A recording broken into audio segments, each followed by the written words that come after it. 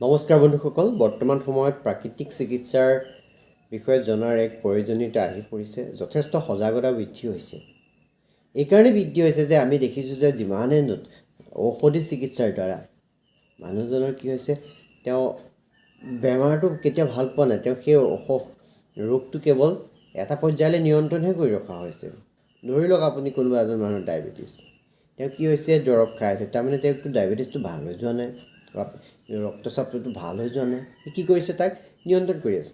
কিন্তু নিয়ন্ত্ৰণেই যদি কৰি আছে, তেনেহ'লে ডায়েবেটিছৰ পেচেণ্টজন কিয় কিডনী ফেইলাৰ হৈছে বা কিয় BP পেচেণ্টজন কিডনী ফেইলাৰ হৈছে?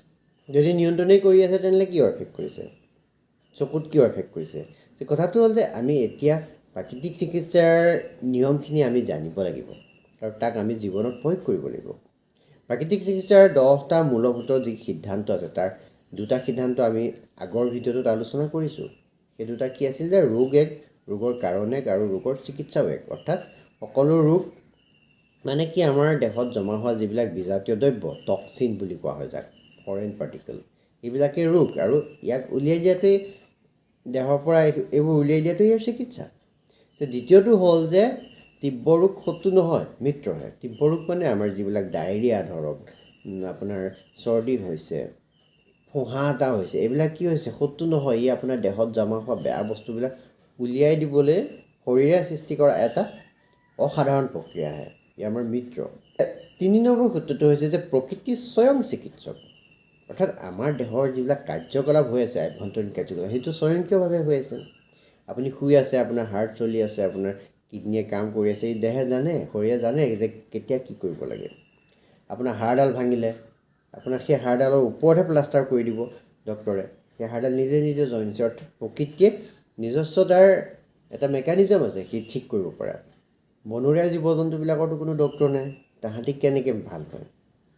আৰু আমি যিমানে প্ৰকৃতিৰ সম্পৰ্কত থাকিম, সিমানে আমাৰ শৰীৰত কি হয়, সেই যিটো আমাৰ হিলিং ছিষ্টেম, ৰোগ প্ৰতিৰোধ ক্ষমতাটো আমাৰ বৃদ্ধি হয়।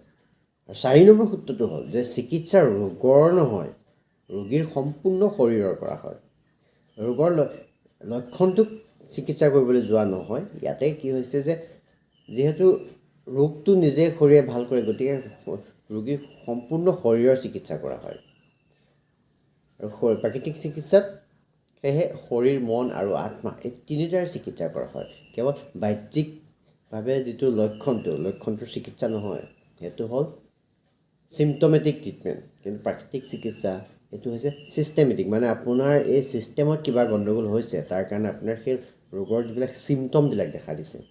গতিকে আমি কি কৰিব লাগিব যে শৰীৰ, মন, আত্মা, এই তিনিটাৰ চিকিৎসা কৰিব লাগিব। আৰু 5মটো যিটো সূত্ৰ, সেইটো যে জীৰ্ণ ৰোগবিলাক আৰোগ্য হওঁতে সময় লাগে। জীৰ্ণ মানে যিবিলাক ক্ৰনিক ডিজিজ হৈ গৈছে। প্ৰথমে বেমাৰটো তীব্ৰ ৰোগ বুলি কয়, তাৰপিছতে সি জীৰ্ণ ৰোগলৈ ৰূপান্তৰিত হয়, ক্ৰনিক ডিজিজ। এই বেমাৰবিলাক ভাল হওঁতে কিন্তু সময় লাগিব, তাৰ কাৰণে আপুনি ধৈৰ্য লাগিব, আপোনাৰ বিশ্বাস লাগিব, গোটেইকেইটা আপুনি নিয়মিত সাধনা লাগিব। যেতিয়া একেৰাহে কৰি যাব, আপুনি সেই ৰোগটোৰ পৰা আপুনি ওলাই আহিবলৈ সক্ষম হ'ব। যিমানে আপুনি ঔষধ খাব, সিমানে আপোনাৰ সেই ৰোগটোৰ পাক চক্ৰত আপুনি সোমাইহে যাব, আপোনাৰ সেই ৰোগ কেতিয়াও ভাল নহয়, ই আপোনাৰ সোমাই গৈ থাকিব। গতিকে এইখিনি আমি হ'ল আমাৰ প্ৰাকৃতিক চিকিৎসাৰ 5টা সিদ্ধান্তৰ কথা আমি ইয়াতে ক'লোঁ। আপোনালোকে প্ৰয়োগ কৰক জীৱনত, কিয়নো দেখিছে বৰ্তমান সময়ত যে ঔষধৰ ভয়াৱহ, ঔষধ খাই মানুহ ভাল হোৱা নাই। কিন্তু এলোপেথিক ঔষধে কি কৰিব, আপোনাৰ বেমাৰটোক এটা পৰ্যায়লৈ দমন কৰি ৰাখিব, তাৰপিছত সি হাত এৰি দিয়ে।